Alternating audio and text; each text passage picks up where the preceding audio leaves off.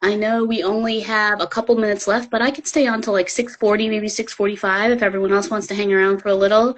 And then what Andre and I talked about is we're not exactly sure of the timing. We'll try to go live again in a couple of days and answer people's questions. I know some people dropped questions into the comments. We'll talk through some of those questions, and if folks can join when we do that again, we hope you will. My name is Teeda Tangprasurchai. I am a freelance marketer. I've been doing that for about a year or so, but prior to that, I worked at PayPal and Facebook for almost 2 decades, and I wanted to do something different. So now I primarily help local and mission-driven and nonprofit businesses and organizations with their marketing. Some of my recent projects include helping an organization called Coast Pride do all of the marketing for their two significant Pride events on the coast. So that is Half Moon Bay Pride and then Pacifica Pride. I do some pro bono work for a nonprofit called HDBNQ Rescue. That stands for Hella Damn Bitches and Queens, and they rescue dogs and cats that otherwise probably would have a kind of a bleak outlook. So shout out to both of those really incredible organizations and the work that they do.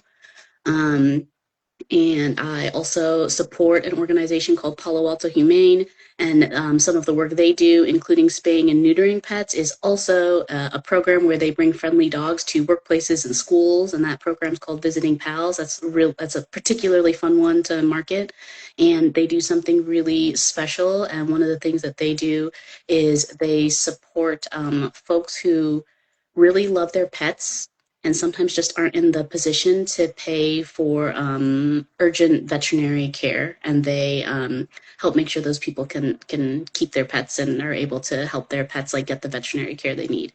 My I'm going to pause there. Any questions? I know we have a couple of people still on. So Lucy, if you're still on, send us your question. I want to make sure we answer. I know we've started and stopped a couple of times, so I want to make sure we answer a couple of questions before we have to hop off. Yes, yes. Please drop all your questions. Drop all your questions. Tita, where did you grow up? I grew up in the Midwest, so I grew up in the suburbs of Chicago. For anyone who might be familiar with the area, it's like the Schaumburg-Barrington area. And if anyone might have ever road tripped through there as a youngster, there was this place called Medieval Times, and it was this castle. It was a castle, and they had fake night fights there. And the whole thing was everything was supposed to be medieval, so they would serve you like a Cornish game hen on like this little plate, and there would be no silverware because I guess the perception is in the medieval times they didn't have silverware, so you're just like eating on this giant drumstick and watching like horses and knights like have like do a stage performance and fight in the arena, and you could like vote for you could like have a flag for your favorite knight. And so some folks go to Chicago and visit the Mile, and they visit the Bean, and they visit the Sears Tower. It is Sears Tower, by the way, and not Willis. I don't know what Willis is. And some people go to Medieval Times, and so that was an attraction that we went to as like Girl Scouts and brownies and stuff when we were younger. I'm from LA. We have a medieval times. I went Did when you I ever go? I went It when I was was like, a kid. It was a field yeah. trip. Yeah, it was super cool. I think I was in the red and gold team or Right. something. And then you got like the crown you could wear, and then you could take pictures. And everyone, like all the performers and the people who worked there, were all in costume, and you could like take pictures with them afterwards. So Yeah, that's super yeah, cool. Um, and I love Chicago. I love the taste of Chicago. I lived there for 2 months. I love it. I love it. You know, your work, your demographic, you said you work with nonprofits. What made you or what drawn you to that demographic? I think there is a lot of opportunity to bring a lot of the kind of classic knowledge that people and attitudes that you might use in a business setting and apply that to nonprofits. At the end of the day, the nonprofit and the for-profit status of an organization, it has a lot to do with taxes. And the way that we approach funding for nonprofits is just really different. So if you are a for-profit business and you say, I need to to make an investment or take out a loan for like making it for $1 million in order to like run this program or to do this thing or to invest in training or to invest in facilities. Nobody blinks an eye. They're like, oh yeah, that's the investment you have to make to get the desired results. And then in the nonprofit space, it can be hard to do investments. It can be harder to do a longer plan because there is just so much that's often happening in the day to day. And I've been doing some reading on how, like, some different philosophies that nonprofits can approach when they're trying to understand how they can plan for the longer term, but also try to fundraise and be effective and run the programs and services they need to run, like today. So I think it's definitely a balancing act. Yes, and Lucy does have a question. Lucy says, "What is the best way to do marketing for a new entrepreneur with a limited budget?" This is like my favorite question. I feel like I actually do a lot of this for nonprofits because we don't have a big budget. Usually, the marketing budget that they're working with is a marketing budget that they are using for me. So we are not running any paid ads. And when I say we're not running paid ads, I mean we are not paying Google or Facebook or other digital or non-digital paid media to get the name out there. And we're relying a lot on organic marketing. And organic marketing is like kind of also known as free marketing or word of mouth marketing. Social media tends to play a really, really big role in how somebody would go about doing that. And I think the best way to do that is to actually make sure that you have a plan. And so I think if you're going to come up with a marketing plan, there are a few questions you need to answer to make sure your plan is successful. And I think one of the things might be, for example, what is the objective of your plan? And perhaps the objective of your plan is to grow, to gain more clients. Okay, and then once you've got your objective, now you're going, well, who's my audience and who needs to hear this message? For some people, you might be trying to reach the customer directly, for example, right? You're saying, if you are the owner of a hair salon, you are trying to reach people who would like to, who need to get their hair done or need other beauty services. If you are but there's some businesses, and this kind of falls into like the medical and therapeutic and coaching space. And Lucy, I believe that's where you are. That's absolutely true that you're going to want to reach people who want to do coaching, or sorry, who would like to receive coaching. But there's also an opportunity in that space to think about where might those people be. And I think when I first start coming up with the marketing plan, I'm answering again the first question about like what is my objective. The second question is who is my target demographic. Then that third question is where are those people spending their time, right? And so are they spending their time on LinkedIn? Are they spending their time on social media? Are they part of a small but growing movement of people who are spending their time actually trying to get away from a lot of the digital things that surround us and pull all of our attention and trying to move in a more analog way? In which case, how might you find those people that way? I think another question when it comes to the marketing plan is what are the messages that you want to tell these people that you're trying to capture? And there's probably a lot that you want to tell them, but then you have to take the perspective of who is your target audience and what does that person need.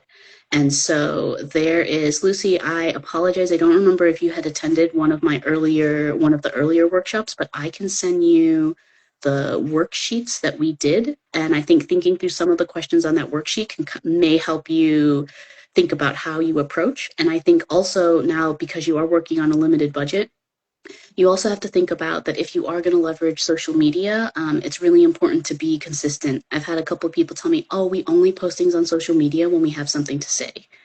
But if you're doing that, there's a couple of things. First of all, your customers don't just want to hear from you when you're like, oh, I have a sale. Like your customers or potential customers are going to want to hear more from you, not just, oh, I have a sale or, oh, this is what the product is. They might be wanting to hear more from you about, what's your day-to-day look like? Can you kind of help inform them about some of the services you offer? Are there some coaching tips that you could offer, or are there some beauty tips that you can offer and explain, hey, I'm actually going to show you how you can maintain your haircut so that you can get the most life in between haircuts, or just showing a lot of different examples of your work. And so I think we're going to be doing a session on August 10th where we're going to be talking pr- pretty much exclusively about Instagram, and we're going to be talking about how to make sure your Instagram bio is working for you. And then we're also going to be talking about how to think about what kind of content you want to create and post on Instagram through using content pillars. And by answering both of those questions, that's hopefully going to help you not feel, I don't know if stuck is the right word, maybe not feel so overwhelmed when you're like, I got to post 16 times on social media this week. I don't think you do. I think you need to post consistently. You need to post thoughtfully, and you do have to be willing to dedicate some time to that. So it can't be something you're doing as an afterthought. It can't be something that you're doing sporadically because it's going to be much harder for you to be successful in that way. How do you define consistent? Like I know you say post consistently.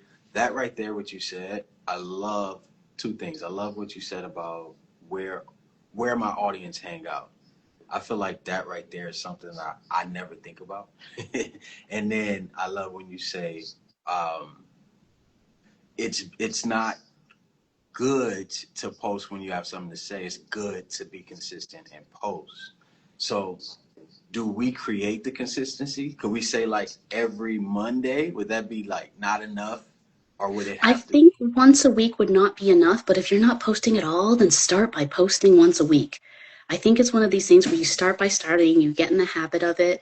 One of my I guess one of my hacks, I guess, is I am one of those people who, Instagram and social media is a component of me and my business and my livelihood. And at the same time, I actually re-downloaded the Instagram app for this call. I actually only have Instagram on my iPad, and just to limit the amount of time I'm spending like on in front of a screen. And something that I do for a limited amount of minutes every day is I get on Instagram and I follow some different accounts that I think might be similar to some of the businesses that I work with. And I borrow good ideas from them. One of the clients I worked with, Poor Man Bakery, a lot of the reels that we did are other reels that other similar small businesses have done. And we just like filmed our own take on it. So we played a lot into humor. Um, we played a lot into like everybody knew it was fake and we were just filming and we were just having fun with it.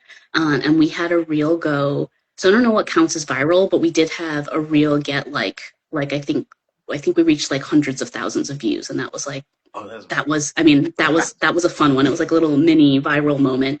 And so I would follow businesses that are kind of similar to yours and just see what people are doing, and you'll see what's trending. Spend a little bit of time and see what's trending.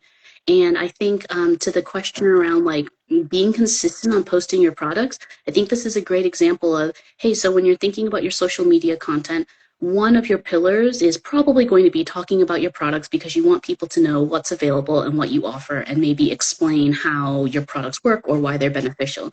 And I think that it is something that you should talk about on Instagram. However, we have to remember that the reason people are on Instagram is maybe not necessarily to hear about not just your products, but about like anybody's products. We are on Instagram to be entertained and maybe to be informed and maybe to be a little bit like, oh, I saw this thing that was like kind of neat or interesting and I'm going to pass it on.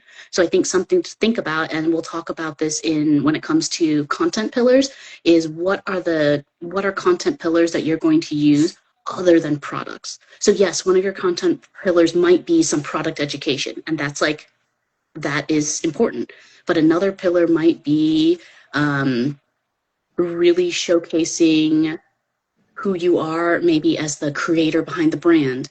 Maybe it's showing some of the branded behind the scenes content. And so that is definitely something we'll talk more about in the workshop to help you identify your content pillars and then brainstorm ideas that kind of that fit underneath those pillars. So that way your people who are following you begin to know what to expect to see from you, meaning, hey, they're going to get a little bit of product information like, oh, here's what's new in store, or maybe your product is more technical in nature and does require more explanation.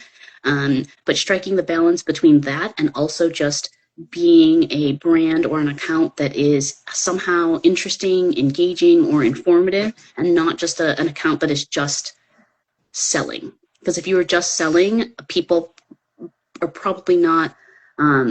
they're probably not very interested in seeing that content really regularly from you. There, it's might not be compelling or interesting enough from them, so you do have to give them something more. But I think that's a good note to talk about and a good balance to strike because you still want to let people know what you sell. And when I worked at the bakery, we did regular, more than weekly posts on what the specials, like what the upcoming specials were going to be. And I want Oh, being transparent. All right. So really I quick. Thank you, Lucy, for your question. And let's read the question because it's gonna go on YouTube. okay. And so Purple Giraffe is saying, being transparent, real. Always worry about giving too much of my story. Go ahead. I'm sorry. I like this one. So, you all, maybe you noticed, maybe you didn't. If you go to my Teedasaurus profile, you will see right away that you're like, this is not her business profile. Like, what is this? It's not. It's my personal account. It is a public account, but it's personal in that I'm not doing any kind of content strategy on it. I'm not using it as an optimized outlet to grow my business. And that may feel counterintuitive based on the conversation that we're having now. I This is, I guess for being transparent and real, I don't want to be an influencer on Instagram, and I don't believe that most of my customers are going to find me there. I think my customers, actually, not I think, so far the customers who have found me entirely through word of mouth and in-person interactions. Thank you so much for the new follow. um, and then the other part is I am using the different accounts I have to test and learn on some other content, and I am doing that with my dog has an Instagram account, and so I'm using his account to do some of the testing and learning through that capacity. Trying to do the account, trying to run this account and grow it to become an influencer in the space, I think it would take a lot of time, and I don't know how helpful that would ultimately be. So to answer the question around, hey, what's real and what's authentic, I think that is a great thing to workshop. And I think questions I might encourage you to ask yourself is, one, what is your story? Two, how does that overlap with your brand or your business? And then three, what parts do you want to include that are public facing? So I know Andre, knowing that what you're doing with your nonprofit and what you're doing with your as an actor, I think these are questions where it's like, yeah, as an actor, people would like to know your story, but you can choose what that is. So it's kind of like get your story down on paper and then pick the parts that one are going to make sense and be a compelling story for people, and two are things that you feel comfortable talking about. We all have things that we are not interested in sharing with other people, and that's really okay. So it's thinking about what is going to make sense and is comfortable for you to share, that's going to fit in with your brand. And that might take a little bit of trial and error, might take a little bit of brainstorming. As an example, the rescue account that I follow, or sorry, that I do the pro bono work for, so that's HDB&Q Rescue. If you want kittens, we've got them. And um, when they first started the nonprofit, they had a about us page that was that really did get personal, that kind of explained the founders, like where they came from and their relationship with animals, and it did give a good amount of personal information. And then after the business had grown and they've been doing it for a little while, she's like, you know what, I don't want all of that information out there. I just don't want people to know that about me. And there was nothing specific, like there wasn't anything like, oh, this thing happened. No, this person was just like, you know what, I just don't want people to know those things about me. But then I looked at her website and I was like, where did your About Us page go? And she's like, I didn't want to tell people that. And I was like, that's totally okay. Right. Let's make an About Us page for you that helps people understand what you do and the heart behind this work without explaining some of those details. And so now I'm sitting here going, man, people might go to this website. I don't actually know what the website currently says. I don't remember what we did with that About Us page. So that is something that I'm going to check on, but I think it's something you can think about. What do you want to share? What's important in the context of your brand or business? And then how do you shape that story so that it makes sense and is something that you feel really good about talking about and about sharing? And the content pillars really help with that as well, because you might have a content pillar that's like behind the scenes and some of my personal life. Yeah, some of your personal life, like the parts that are going to make the most sense to share, are the parts where you can really draw those connections into your brand, and not the things that don't make sense or maybe you don't feel comfortable sharing. And so I think there's a way to get creative and find those messages that will resonate.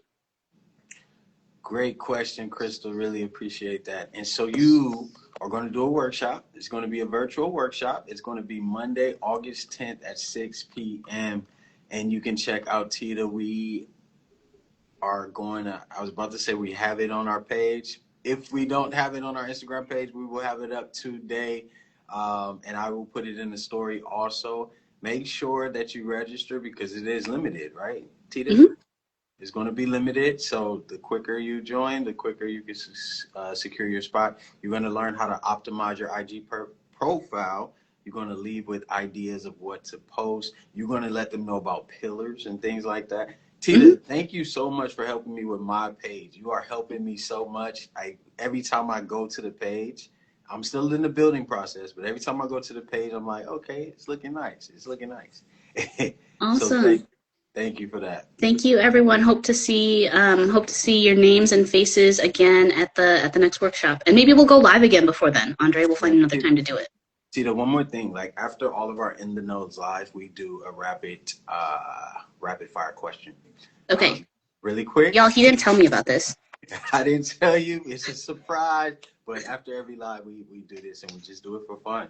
And so I'm gonna ask you a question. You ready? Mm-hmm. Video content or written content? Ooh, written. Early bird or night owl? Early bird. AI or human creativity? Creativity, human creativity, all day, every day. LinkedIn or Instagram? Oh, I guess Instagram. CEO or paid ads? Ooh, I don't know. That's a more nuanced question. Okay.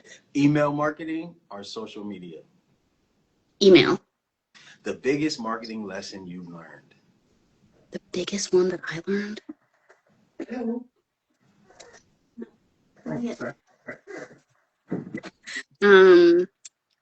biggest marketing lesson that I learned. Let me see.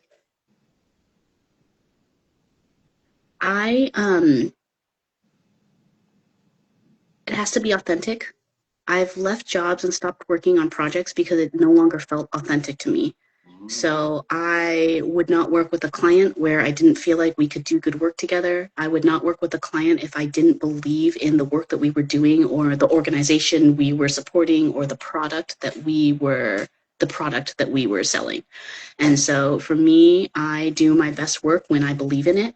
And I think it's why I'm good at what I do. It's why I'm really good at helping the clients who I am able to help, because I believe in them. And when I believe in them, it's really, there's just no line. Everything that we're saying is correct and it's true and it's going to be helpful. And that is important to me because the world has a lot of inauthentic and like wrong and lies out there. And that doesn't sit well with me. So it's got to be real for me, and it needs to feel good. I love that. What is one app? There's a lot. What is one app you could not work without? Work without? Yeah. Okay, it's not an app, but it's this like time management thing. And it's got these numbers on the side that are minutes. So you like hit the button and then you set it down and it starts a timer. And then for like 15 minutes or for 30 minutes, like I just focus on the work, and then the timer goes off, and then I can decide to keep working or I can decide to take a break. That has really helped me just stay focused. So I'm not like checking on, it's really easy to like pick, like, my phone is buzzing. What is happening? What's doing? There's another email. And that little hexagon thing, I don't know. It helps me. It just like helps me stay focused because I know the timer is ticking, and I'm like, no, you got 30 minutes to do this. You can concentrate on something for 30 minutes. So that's important for me. You're gonna have to let me know where to get one of those from. Slacks or Teams? Um, I have to say Slack, but only because I've never used Teams before. But I don't think I like Microsoft very much. Like, Yeah. anyone remember SharePoint? Like, no. Brainstorm alone or with the team? Ooh, with a team. Short form video or long form video? I'm short form video. Me and Canva all day. Quality or quantity? Quantity. Quality. Trends or timeless strategies? That depends, but trends are fun and quick to execute on, and so I think it can be part of your timeless strategy. Okay. And the last question, how do you define marketing in one word?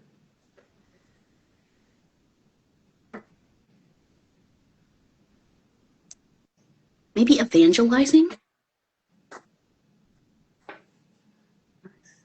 I like that. D Tater said, I need that. I need that too. I think the tool, that All right, tool. I'll find the link and I got it on eBay. Okay, we're gonna have to look it up. So everyone, here at CoBiz, the business hub where we provide opportunities for entrepreneurs and people both virtually and in person. Teeda is a part of our wraparound services. If you're not a part of it, you go to cobizrichmond.com, click on programs, and check out our wraparound and true economic. Teeda has an event. She has a workshop that's coming up with us. It's going to be virtual Monday, August 10th at 6 p.m. Please go to our page. Please click the QR. Please register to sign up because spots are very, very limited. And I'm going to check also, Teeda, and let you know how many signed up already. But grab your spot, grab it really quick. Teeda, you got any last words? No, thank you so much for everyone who thanks for everyone who joined, and we'll talk to you all soon. Thank y'all so Thank much. you. Any questions, DM us, and we will connect you with Teeda. Thank you, Teeda. I'll talk to you soon. Bye. Thanks.